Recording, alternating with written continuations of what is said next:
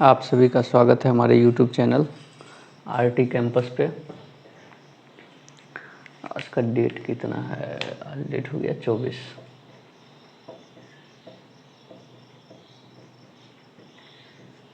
आज से सावन भी शुरू है। सावन सबसे पवित्र महीना जिसमें भोले बाबा का पूजा किया जाता है। और सावन में जो होता है ना, पूरा ग्रीनरी छाया रहता है। ग्रीनरी मतलब एकदम हरा भरा रहता है पूरा मौसम, वातावरण सब। इसमें बारिश भी अच्छा होता है और भोलेनाथ हैं, उनका है सब कुछ। उन्हीं की दया से तो हम लोग भी चल रहे हैं। अच्छा, ये सब तो वो अलग बात है। सब्सक्राइब कर दीजिएगा, 2 सेकेंड लगेगा। नीचे मोनोसेक्राइड हम लोग पढ़ चुके थे, ओलिगोसेक्राइड और पॉलीसेक्राइड आज ख़त्म कर देंगे। सबसे पहला कौन सा है? ओलिगोसेक्राइड। ओलिगोसेक्राइड ओलिगोसेक्राइड क्या होता है वो देखिएगा। सबसे पहला पॉइंट ओलिगोसेक्राइड का सबसे पहला पॉइंट ये है। जब हम मोनोसेक्राइड पढ़े थे तो बताए थे कि वो यूनिट बनता है। क्या बनता है? वो यूनिट, एक इकाई बनता है। ओलिगोसेक्राइड क्या होता है वो देखिएगा। मान लीजिए ये एक ओलिगोसेक्राइड लिए हुए थे, इस पे डाल दिए वाटर, तो वाटर डालेंगे तो क्या हो जाएगा? हाइड्रोलाइसिस। हम ये बता चुके थे कि हाइड्रोलाइसिस क्या होता है। जब हाइड्रोलाइसिस होगा ना, तो जब ओलिगोसेक्राइड अगर कोई होगा तो वो 2 से 10 मोनोसेक्राइड यूनिट में टूटेगा। एमएस मतलब मोनोसेक्राइड। ऐसा कोई भी कंपाउंड जिसके हाइड्रोलाइसिस पे 2 से 10 मोनोसेक्राइड बनेगा उसी को बोलेंगे ओलिगोसेक्राइड। दूसरा, ये ओलिगोसेक्राइड बनेगा कैसे? भाई साहब, अगर 2 से 10 मोनोसेक्राइड में टूट रहा है, इसका मतलब 2 से 10 क्या है? बॉन्ड से जुड़ा हुआ है। अब बॉन्ड हमको पता करना पड़ेगा। एक मोनोसेक्राइड लिखते हैं इधर, दूसरा मोनोसेक्राइड लिखते हैं इधर। तो इस मोनोसेक्राइड में कौन कौन सा फंक्शनल ग्रुप होगा? सबसे पहले होगा एल्डिहाइड। दूसरा कौन सा फंक्शनल ग्रुप होगा? दूसरा होगा कीटोन। और हाइड्रोक्सी भी तो होगा। हाइड्रोक्सी मतलब OH। OH इधर भी यही होगा, एल्डिहाइड, कीटोन और हाइड्रोक्सी। तो मोनोसेक्राइड, 2 मोनोसेक्राइड को जुड़ने के लिए एक का एल्डिहाइड और कीटोन दूसरे के हाइड्रोक्सी ग्रुप से जुड़ेगा। एक बार और, एक का एल्डिहाइड और कीटोन दूसरे के हाइड्रोक्सी ग्रुप से जुड़ेगा OH से, और बीच में निकाल देगा H2O। क्या निकाल देगा? H2O। और जो बॉन्ड बनेगा उसको बोलेंगे ग्लाइकोसाइडिक बॉन्ड। क्या बोलेंगे उसको? Glycosidic bond.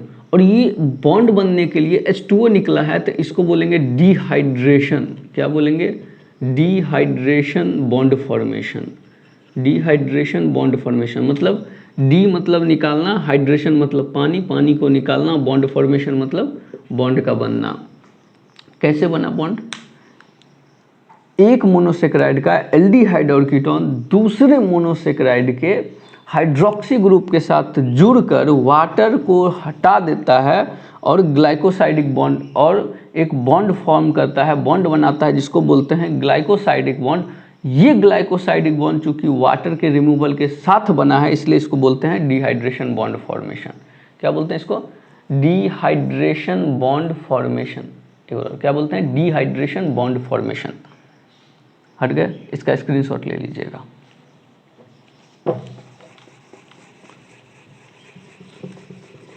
आगे देखते हैं। ओलिगोसेक्राइड को हम लोग 4 भाग में बांटते हैं। किसके आधार पे? कि जब उसको हम हाइड्रोलाइसिस करते हैं तो वो कितना मोनोसेक्राइड यूनिट हमको देता है। किसके आधार पे बोले? How number of monosaccharide unit के आधार पे हम लोग ओलिगोसेक्राइड को कितने भाग में बांटते हैं? 4। पहला जो होता है वो होता है डाइसेक्राइड। डाइसेक्राइड ये पूरा लिख लिया कीजिएगा। दूसरा होता है ट्राइसेक्राइड। तीसरा होता है टेट्रासेक्राइड। और चौथा होता है पेंटासेक्राइड। अब एक बार इसको समझते हैं।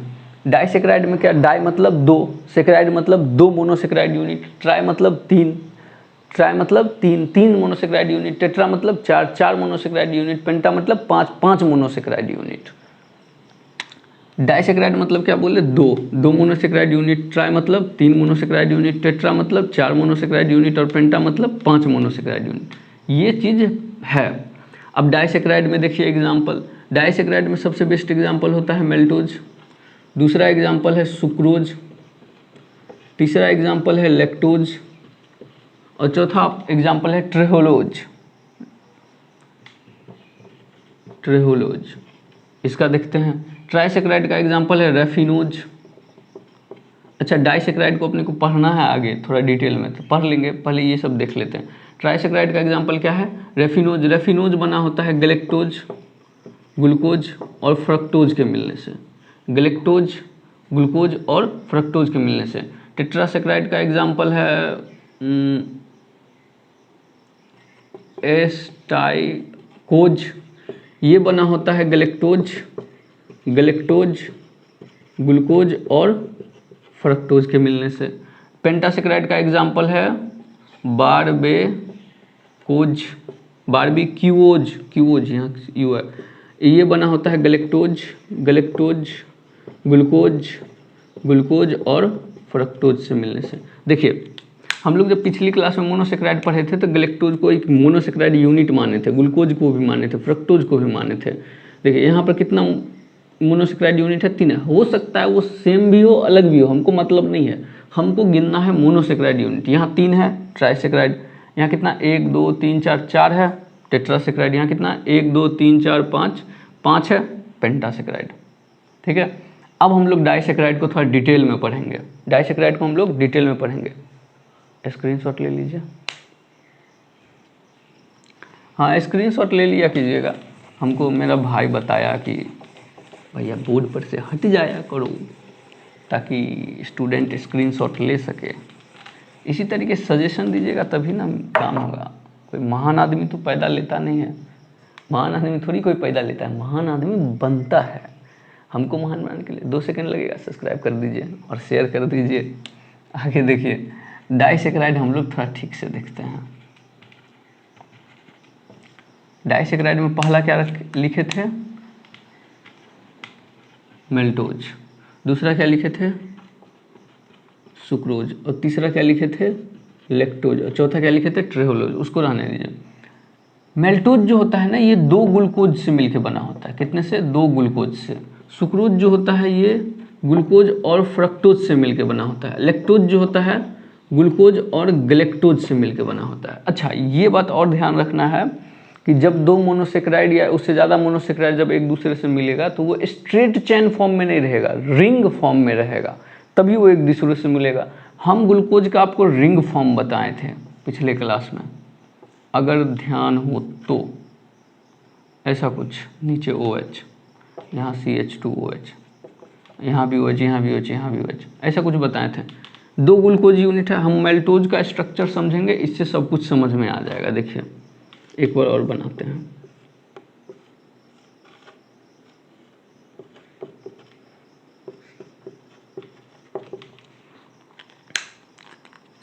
अगर ये OH नीचे है तो इसको क्या बोलेंगे? अल्फा। क्या बोलेंगे? अल्फा। ग्लूकोज को डेक्स्ट्रोरोटेटरी होता है तो उसको बोलते हैं डेक्स्ट्रोज, तो अल्फा डी ग्लूकोज। ये भी क्या हो जाएगा? Alpha D glucose. अब जुड़ेगा कि अच्छा ये हम लोग पढ़ रहे हैं मेल्टोज। अब देखिए ये अल्फा, ये 1 नंबर कार्बन होता है, 2 3 4, ये 4 नंबर कार्बन। वैसे ही यहाँ पर 1 नंबर कार्बन, 2 3 4, 4 नंबर कार्बन। यहाँ भी OH है। इसमें क्या होता है? इसका OH इसके साथ रिएक्शन करके, पहला नंबर कार्बन पे एल्डिहाइड था, वही एल्डिहाइड ये है, इसका एल्डिहाइड इसके हाइड्रोक्सी के साथ रिएक्शन करके वाटर बाहर निकाल देगा और एक कंपाउंड बनाएगा। देखिए कैसा बनेगा।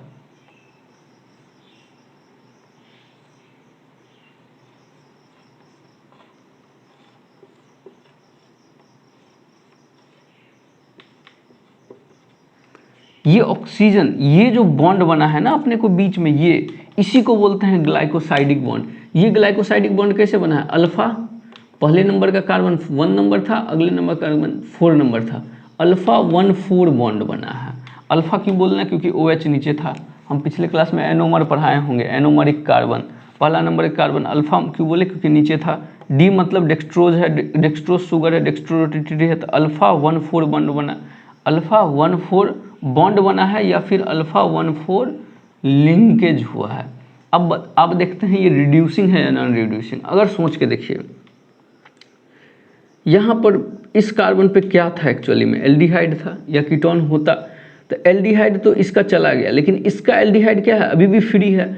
अगर एल्डिहाइड फ्री है, हम बोले थे अगर एल्डिहाइड या कीटोन अगर फ्री रहेगा तो वो बेनेडिक्ट सॉल्यूशन के कॉपर प्लस प्लस को कॉपर प्लस में कन्वर्ट कर देगा और बन जाएगा रिड्यूसिंग।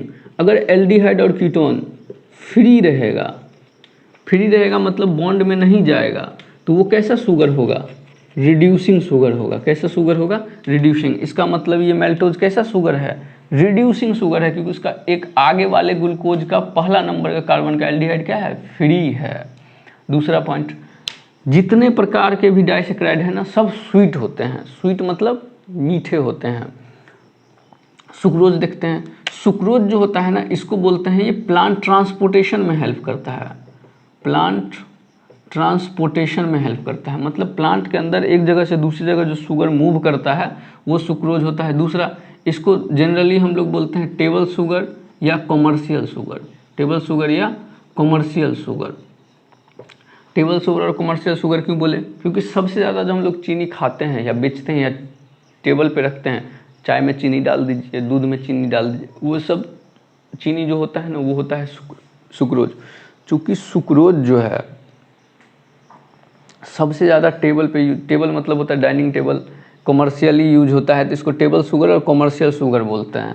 लैक्टोज का देखते हैं, लैक्टोज जो होता है ना, ये लीस्ट स्वीट शुगर होता है। लिस्ट मतलब सबसे कम, स्वीट मतलब मीठा।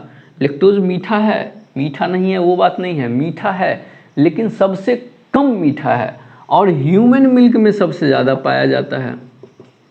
किसमें सबसे ज़्यादा पाया जाता है, ह्यूमन। अच्छा, ह्यूमन बोल दिए हैं, ह्यूमन का मिल्क तो मेल नहीं होगा, फीमेल होगा। ये कॉमन सेंस का चीज़ है, कोई पूछ मत लीजिएगा ह्यूमन मिल्क में कौन होगा।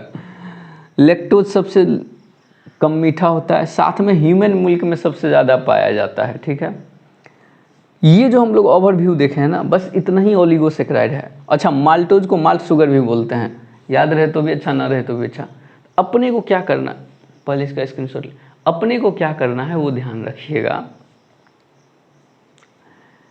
जो काम का चीज़ है एग्जाम पॉइंट ऑफ व्यू से, उतना ही अपने को पढ़ना है। ज़्यादा अपने को थेसिस तैयार नहीं करना है। अपने को जो काम का है वो पढ़ना है, जो काम का नहीं है उसको छोड़ देना है। सब्सक्राइब कर दीजिए। अच्छा, शेयर भी करिएगा अपने ग्रुप में, जो 12 का स्टूडेंट होगा, 11th का होगा, या फिर जिसको नॉलेज लेना होगा GRF वारफ के लिए। ये कहीं भी पूछ सकता है, ये सब बेसिक चीज़ है, कोई तोप वाला चीज़ नहीं है, याद जल्दी होता नहीं है। अब हम लोग देखते हैं पॉलीसेक्राइड।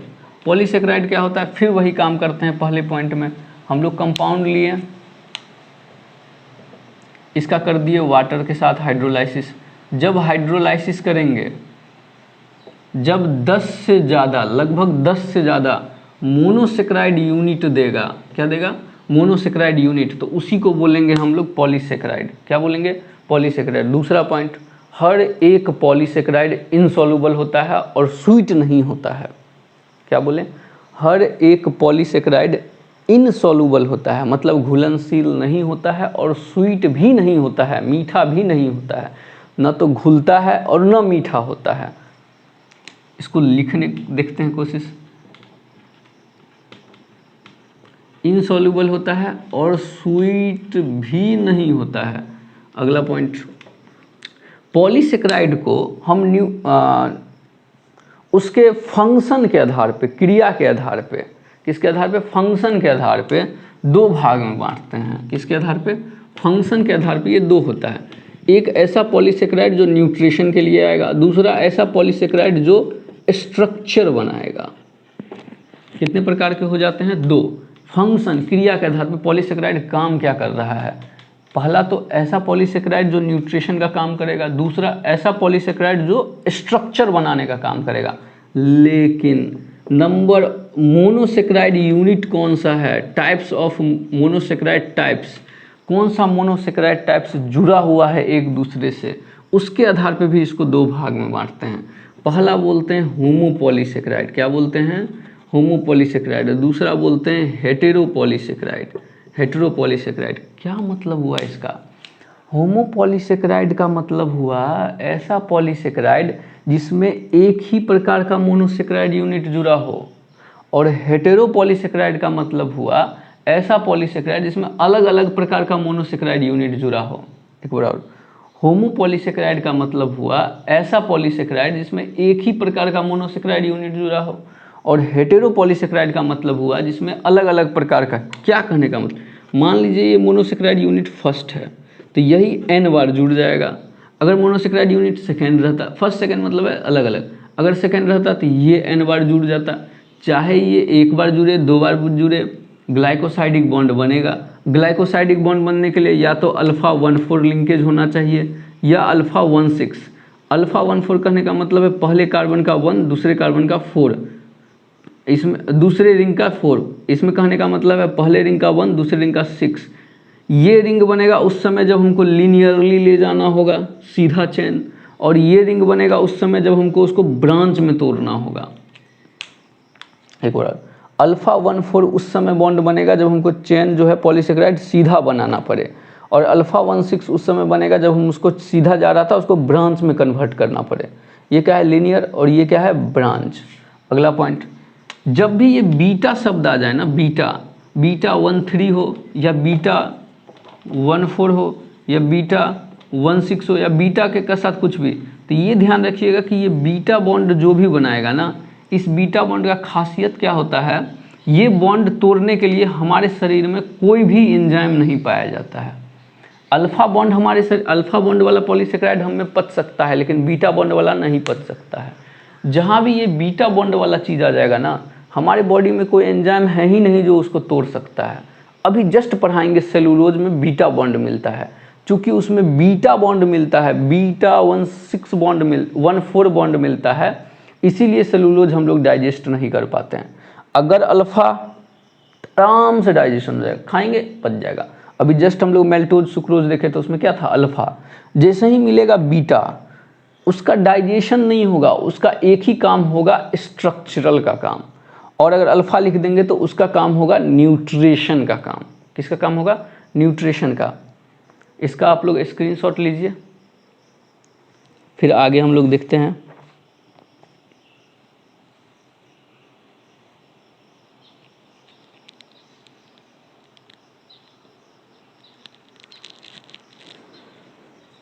ले लिए, धन्यवाद।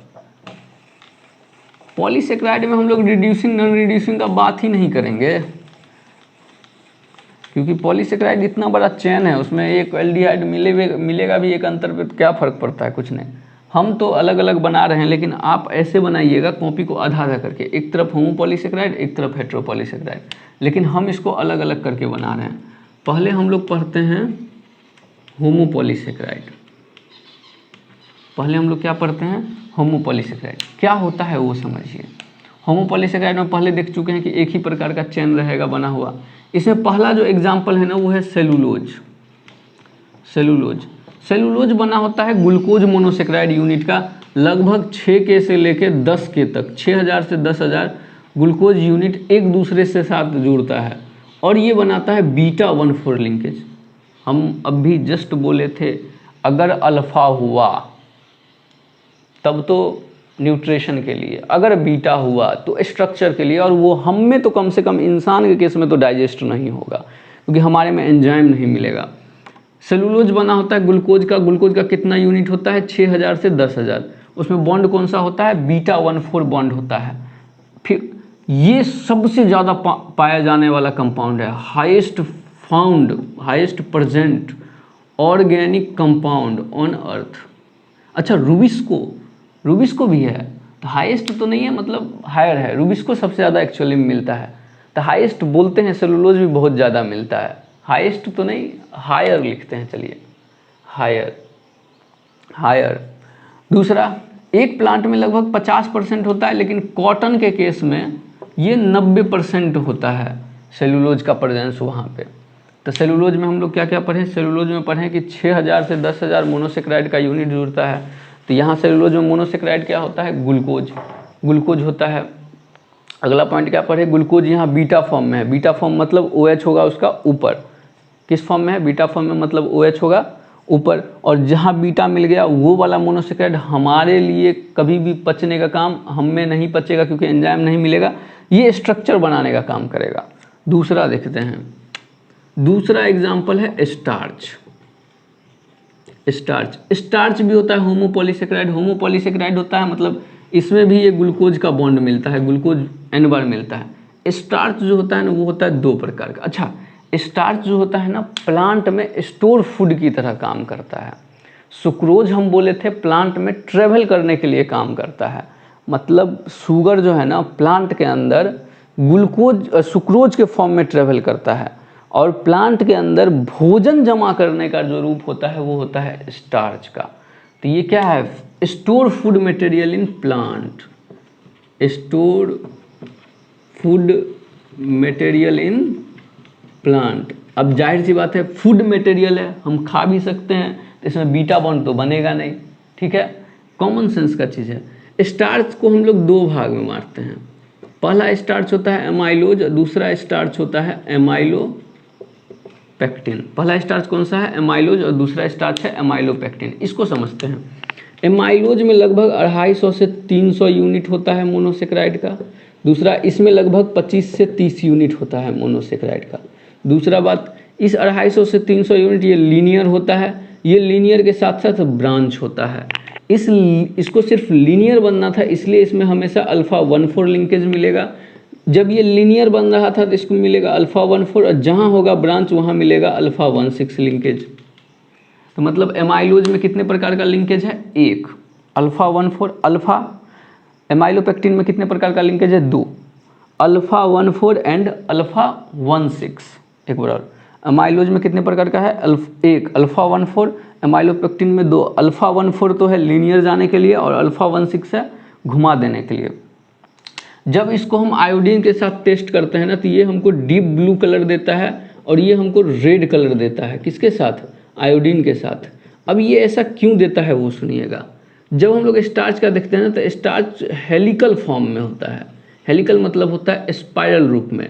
जब स्टार्च को हम लोग आयोडीन के साथ टेस्ट देते हैं ना तो आयोडीन इसके हेलिकल फॉर्म में फंस जाता है। अगर लीनियर होता, जैसे मान लीजिए ये लीनियर है तो आयोडीन इस पर नहीं फंसेगा, लेकिन जैसे इसको ऐसे ऐसे ऐसे घुमा देंगे तो आयोडीन इसके बीच में क्या हो जाएगा, फंस जाएगा।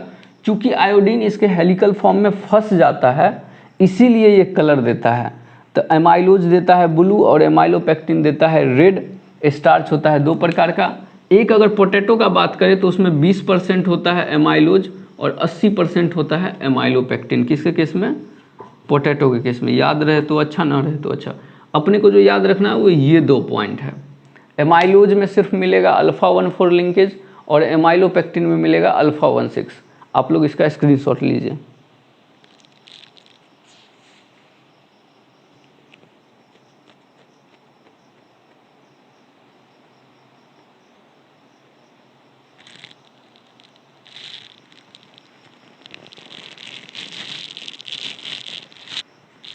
लिख लिए। अब आगे तीसरा एग्जाम्पल देखते हैं।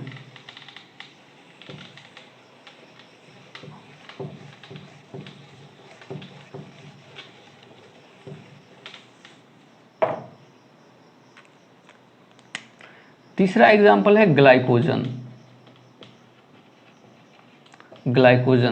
ग्लाइकोजन को बोलते हैं एनिमल स्टार्च। जिस तरह से प्लांट के केस में प्लांट फूड मटेरियल को स्टोर कर रहा था स्टार्च के फॉर्म में, उसी तरह से एनिमल फूड मटेरियल को स्टोर करता है ग्लाइकोजन के फॉर्म में। चूंकि ये ग्लाइकोजन के फॉर्म में स्टोर करता है इसलिए इसको बोलते हैं एनिमल स्टार्च, पहला पॉइंट। दूसरा पॉइंट, ये भी ग्लूकोज का ही होता है, होमोपॉलीमर, ग्लूकोज n बार जुड़ेगा। तीसरा पॉइंट, इसमें ये ब्रांच भी होता है, मतलब ये लीनियर भी है और ब्रांच भी है। जहाँ जहाँ लीनियर है वहाँ अपने को दिक्कत नहीं है, जहाँ जहाँ लीनियर है वहाँ दिक्कत नहीं है, वहाँ तो अल्फा 1,4 बॉन्ड बनेगा, अल्फा 1,4। लेकिन जहाँ हो गया ब्रांच वहाँ पर बन जाएगा अल्फा 1,6। कोई बड़ा बात नहीं है, अल्फा बॉन्ड है, कोई दिक्कत नहीं है, अपने काम का है। ग्लाइकोजन में बस अपने को ये ध्यान रखना है कि एक तो ये लीनियर और ब्रांच दोनों होता है। ब्रांच है इसका मतलब कम जगह में ज़्यादा फूड आ जाएगा। ये टेस्ट नहीं देता है आयोडीन के साथ, ग्लाइकोजन टेस्ट नहीं देता है। क्यों नहीं देगा, क्योंकि इसका हेलिकल फॉर्म नहीं है, आयोडीन इसमें फंसेगा नहीं। अगला पॉइंट क्या रखना है इसमें ग्लाइकोजन में, ये हमारे शरीर के लीवर और मसल्स में स्टोर होता है। मेनली कहाँ कहाँ स्टोर होता है, लीवर और मसल्स में। लेकिन अगर पूछा जाए लीवर मसल्स में सबसे ज़्यादा कहाँ स्टोर होता है, तो लीवर में। एक बार और, ग्लाइकोजन जो होता है जिस प्रकार से स्टार्च प्लांट में स्टोर फूड मटेरियल की तरह काम करता है, उसी प्रकार से एनिमल में ग्लाइकोजन स्टोर फूड मटेरियल की तरह काम करता है। तो इसीलिए हम लोग ग्लाइकोजन को बोल देते हैं एनिमल स्टार्च। दूसरा पॉइंट, इसका यूनिट होता है ग्लूकोज। अगला पॉइंट, ये लीनियर और ब्रांच दोनों होता है। जहाँ लीनियर होगा वहाँ अल्फा 1,4 बॉन्ड, और जहाँ ब्रांच होगा वहाँ अल्फा 1,6 बॉन्ड। हमारे किस पार्ट में ये स्टोर होता है, तो लीवर और मसल्स में। मेनली किस पार्ट में स्टोर होता है, तो लीवर में। अगला चौथा एग्जाम्पल का नाम है काइटिन। क्या नाम है, काइटिन। अच्छा, एक शब्द होता है डेरिवेटिव्स, ध्यान से सुनिएगा। एक शब्द होता है देख लीजिएगा स्पेलिंग, डेरिवेटिव्स। डेरिवेटिव्स का मतलब होता है कोई एक कंपाउंड था, उसमें से कुछ निकाल के कुछ जोड़ के जो कंपाउंड बनाए हैं उसको बोलेंगे डेरिवेटिव्स। मतलब इसको हम डिराइव किए हैं, बनाए हैं किसी एक ओरिजिनल कंपाउंड से, उसको बोलेंगे डेरिवेटिव। इसी तरह ग्लूकोज का हम लोग बहुत सारा डेरिवेटिव्स बनाते हैं, तो वो पता चलेगा। काइटिन जो होता है ना, आर्थ्रोपोडा एक एनिमल का ग्रुप है, इंसेक्ट का एक्चुअली में। आर्थ्रोपोडा का एक्सोस्केलेटन, एक्सो मतलब बाहरी, स्केलेटन मतलब यही हड्डी उड्डी वाला। एक्सोस्केलेटन जो होता है ना, काइटिन का बना होता है। साथ में फंजाई का सेल वॉल जो होता है ना, ये भी बना होता है काइटिन का। तो काइटिन चूंकि फंगाई का सेल वॉल भी बना रहा है, तो इसको बोलते हैं फंगल सेलुलोज। क्या बोलते हैं, फंगल सेलुलोज। अब एक बात बताइए, सेलुलोज का कैसा बॉन्ड था, बीटा, तो इसमें भी आ जाता है बीटा। इसमें मिलता है बीटा 14 और बीटा 16, वही बॉन्ड मिलता है लीनियर के लिए, बीटा 14 ब्रेक करने के लिए बीटा 16। आर्थ्रोपोडा का एक्सोस्केलेटन काइटिन का बना होता है, फंगी का सेल वॉल भी काइटिन का बना होता है। जो अपने को मेन चीज़ इसमें याद रखना है ना, वो याद रखना है इसका यूनिट। इसमें जो यूनिट होता है वो होता है एन एसिटाइल डी ग्लूकोसामाइन। अब ये देखिए, ये ग्लूकोज का डेरिवेटिव्स है, ग्लूकोज का डेरिवेटिव्स। इसमें पहले एमाइड ग्रुप जोड़े हैं और एक एसिटाइल ग्रुप जोड़े हैं। तो एन एसिटाइल बोल रहे हैं, ये एन जो एमाइड ग्रुप होगा ना, उस पे जाके ये एसिटाइल ग्रुप जुड़ा होगा, CH3 वाला। एन एसिटाइल डी ग्लूकोसामाइन, इसका ये यूनिट होता है। स्क्रीनशॉट लीजिए।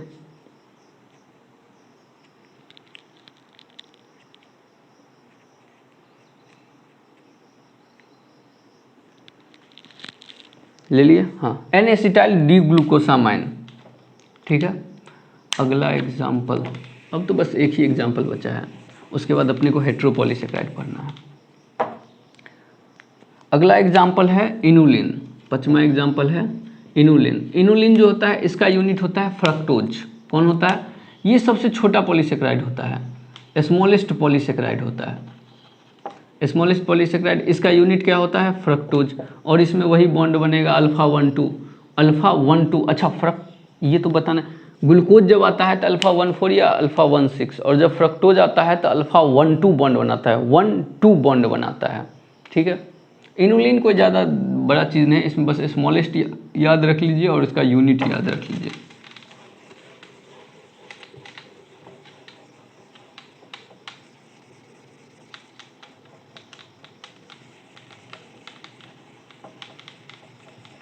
अब हम लोग आगे पढ़ते हैं हेट्रोपॉलीसेकेराइड।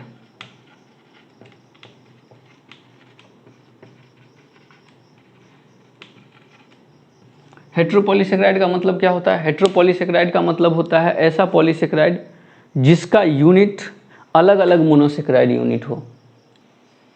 अब हम लोग हेट्रोपॉलीसेकेराइड देखते हैं। हेट्रोपॉलीसेकेराइड में 4 एग्जाम्पल अपना मेन है। पहला हाइलुरोनिक एसिड। हाइलुरोनिक एसिड को बोलते हैं एनिमल सीमेंट, एनिमल सीमेंट बोलते हैं। इसका जो है ना 2 यूनिट होता है जो अल्टरनेटली अरेंज्ड होता है। अल्टरनेटली मतलब एक के बाद एक, बीटा 13 बीटा 14 बॉन्ड बनता है। बीटा बोल दिए, बीटा डाइजेस्ट नहीं होता है। पहला है डी ग्लूको यूरोनिक एसिड, हम पहले बोले हैं डेरिवेटिव्स कंपाउंड जो किसी एक कंपाउंड से डिराइव किए हों, तो डी ग्लूकोयूरोनिक एसिड एन एसिटाइल डिग्लूकोसामाइन, यही एक दूसरे को बार बार रिपीट करता है। मतलब इसके बाद ये आ जाएगा, फिर ये आ जाएगा, फिर ये आ जाएगा। दूसरा हिपेरिन, हिपेरिन जो होता है ये एंटी कोगुलेंट होता है, एंटी कोगुलेंट, इसको लिख लीजिएगा। हिपेरिन एंटी कोगुलेंट होता है, मतलब ये हमारे शरीर में खून को जमने से रोकता है। हमारे शरीर में खून इसलिए नहीं जम रहा है क्योंकि हमारे में हिपेरिन है। ये किसका यूनिट, ये एक प्रकार का हेट्रोपॉलीसेकेराइड है और इसमें 2 यूनिट होता है, D glucuronic acid N sulphate D glucosamine, कोई काम का। हेमीसेलुलोज, ये गजब का चीज़ है। हेमीसेलुलोज में लगता है सेलुलोज, लेकिन ये होता है 4 अलग अलग प्रकार के मोनोसेकेराइड से बना हुआ। पहला होता है मैन्नोज, गलेक्टोज, अरेबिनोज और जाइलुलोज। एक प्लांट होता है जिसको बोलते हैं Ivory plant. Ivory plant, Ivory plant से हम लोग एक वाइट और शाइनी और हार्ड एक चीज़ निकलता है जिसको बोलते हैं हेमीसेलुलोज। हेमीसेलुलोज वाइट, शाइनी और हार्ड होता है, जिससे हम लोग आइवरी निकालते हैं। आइवरी, हाथी दांत जो देखे हैं ना, उससे जो कुछ बनता है आइवरी, बहुत गजब का महंगा बिकता है। और दूसरा बात, इससे हम लोग बिलियर्ड बॉल भी बनाते हैं। बिलियर्ड बॉल, वो फेंकते होंगे, ऐसे फेंकते हैं, गिरता है, वो वाला बॉल। इससे हम लोग 2 कुछ बनाते हैं, बिलियर्ड बॉल और आइवरी। तो ये आइवरी प्लांट से निकलता है। पेक्टिन, पेक्टिन को बोलते हैं प्लांट सीमेंट। क्या बोलते हैं? Plant cement. ये मिडिल लेमिला में कैल्शियम मैग्नीशियम पेक्टिट के फॉर्म में मिलता है, उसका साल्ट होता है पेक्टिन का। वो सब पढ़ाया जाएगा एनिमल, जब सेल पढ़ाएंगे तो। Hyaluronic acid animal cement, pectin plant cement. अपना जो है ना हेट्रोपॉलीसेकेराइड खत्म हो गया है, थोड़ा सा एक्स्ट्रा पढ़ना है अपने को बस। स्क्रीनशॉट ले लीजिए, ले लिए होंगे। एक अलग है, मतलब अलग नहीं है, थोड़ा सा एक्स्ट्रा जा रहे हैं क्योंकि वो ज़रूरी है। कभी